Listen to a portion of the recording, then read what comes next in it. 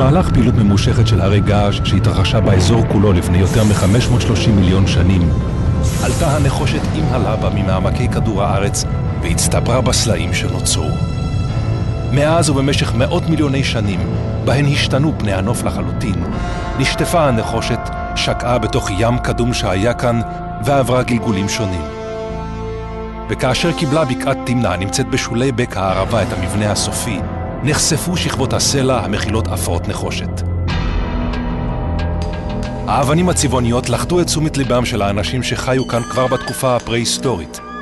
הם התחילו לאסוף את הנחושת, ובסופו של דבר להתיך אותה בחום ולתת לה צורה של כלי.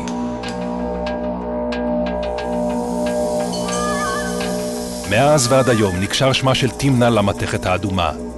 אל המקום המיוחד הזה הגיעו במשך השנים חוקרים ונוסעים. הם הפיצו סיפורים על מכרות מסתוריים מתקופת התנ"ך, ועל אוצרות עתיקים שקבורים כאן באדמה. רק לאחר שהגיע לכאן בשנת 1959, משלחת הערבה והחלה לחקור, הלך ונחשף הסיפור האמיתי והמרתק של תמנע. בסיורים שלנו בתמנע הגענו בסוף למצוק בעומק של תמנע, ועל המדרונות שם מצאנו דברים מוזרים מאוד שלא ידענו להסביר. מין עיגולים לבנים שקראנו להם הצלחות. בסיור אווירי אנחנו מוצאים יותר ויותר. בסוף ספרנו כ8,000 צלחות. לא מצאנו תשובה מה זה בכלל. ואז אנחנו החלטנו שהדרך היחידה לפתור את הבעיה זה לעשות חפירות שיטתיות בשטח כדי להבין מה הן הצלחות. מתחת לכל צלחת שנחפרה נמצא פתח של בור. חלק מהבורות היו עמוקים מאוד והגיעו עד ל35 מטר. עמוק בתוך הסלע התחברו הבורות למנהרות שהלכו והתפצלו ונפרסו על פני קילומטרים רבים. מה שהתגלה היה מערכת גדולה של מכרות עתיקים. עולם תת-קרקעי שלם מגויס למטרה אחת, חיפוש נחושת. בעוד חלק מהעובדים עסוק בכריית אפרות הנחושת במעמקי האדמה, הובילו אחרים למעלה על פני האדמה את האפרות שהוצאו בשיירות למרחק כמה קילומטרים מהמכרות התת-קרקעיים, אל 12 מחנות גדולים, ובהם אתרי ההתכה עם תנורים מיוחדים, מחסנים, חומות ומבני מגורים לאלפי הפועלים ובעלי המקצוע שהיו כאן.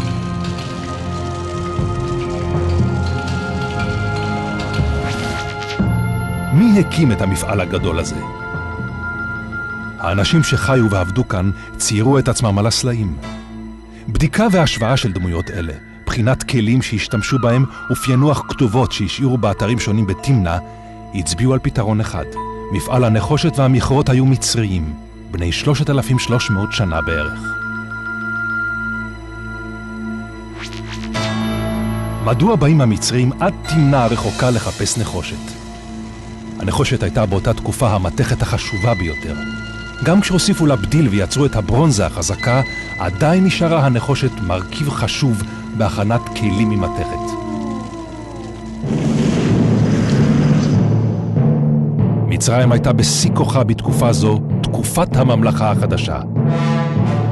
אימפריה עשירה ומתוחכמת שנשענה על צבא חזק ושלטה על עמים רבים.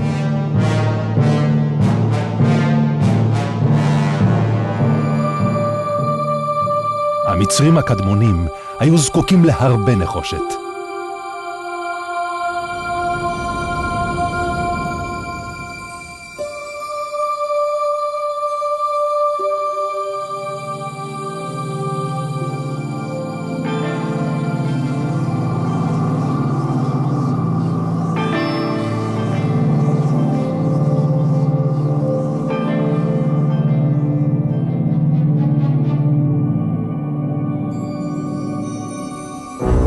שלחתי שליחים למכרות הנחושת הגדולים שבמקום ההוא, כותב רעמסס השלישי, והוא ממשיך לתאר.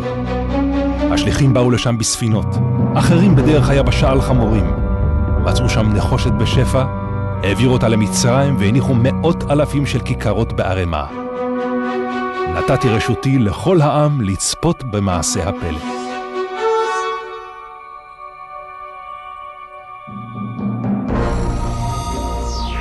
המשלחות של המצרים הגיעו באוניות לנמל טבעי במפרץ אילת, ששמו אי האלמוגים, ששם אנחנו בחפירות שלנו מצאנו שרידים של נמל עתיק.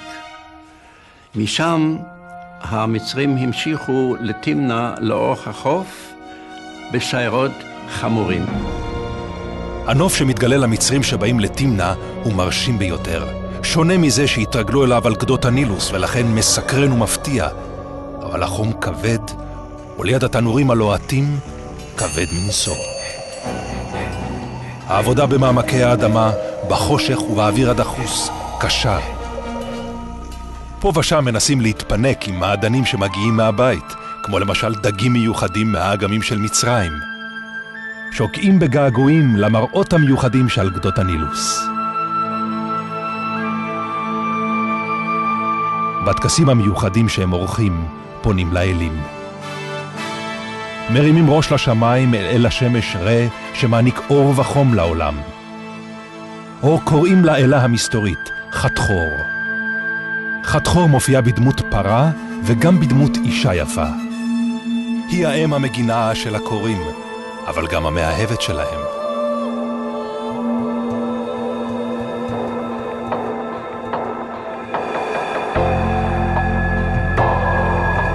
במקדש שבנו לחתחור בתמנה, הציבו כהני הדת פסלים שלה, דאגו לרחוץ אותם ולהגיש להם מתנות שהביאו ממצרים. אספר בשבח היקרה מפז, אשבח את גבירת השמיים, אביע את הערצתי לחתחור, קוראים המתפללים. הם מקימים רעש גדול כדי לגרש את הרוח הרעה של חתחור ושוברים בכל כלי חרס.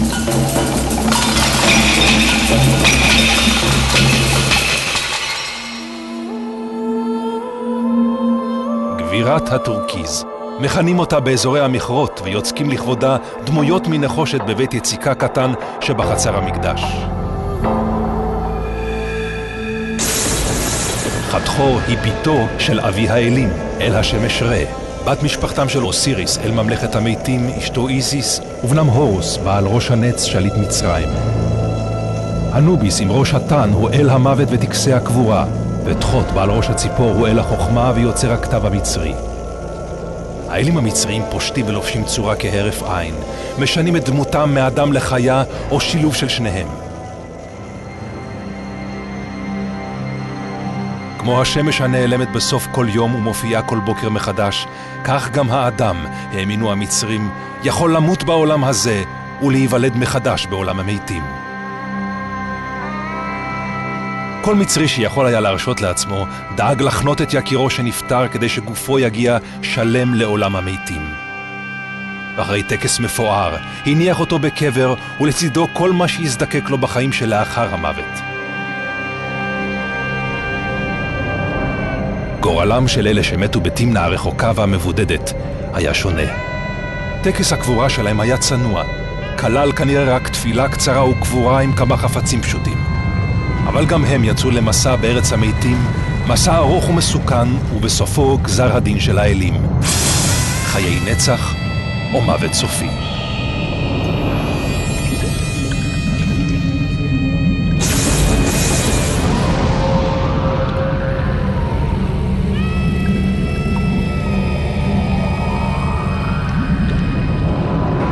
האם המצרים היו פה לבד? מסתבר שלא. לצד המצרים חיו כאן בני עם אחר, המדיינים. המדיינים הנוודים באים לתמנה מארץ מדיין השכנה שבחצי האי ערב.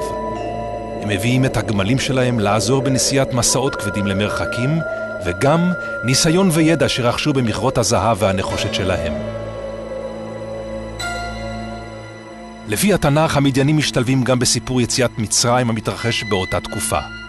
הכהן המדייני הגדול, יתרו, מארח את משה הבורח ממצרים, נותן לו את ביתו ציפורה לאישה ומסדר לו עבודה זמנית כרועה צאן.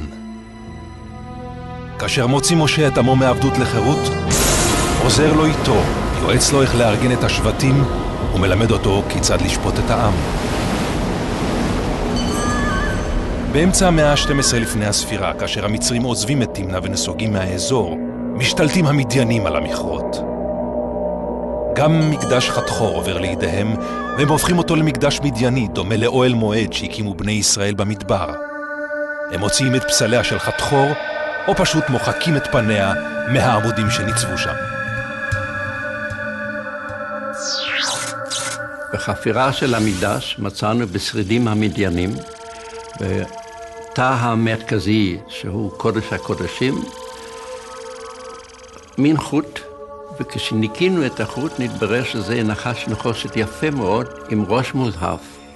וזה מזכיר לנו את מה שכתוב בספר במדבר על הנחושתן שמשה הכין כשבני ישראל חטאו ונענשו על ידי התקפה של נחשים. מי שיסתכל בנחושתן חי.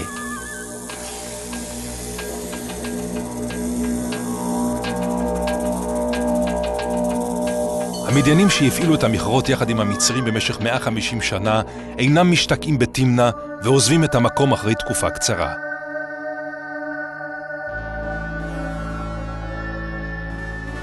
מאז ובמשך השנים שעברו נמשכו הניסיונות לחפש ולכרות נחושת בתמנה.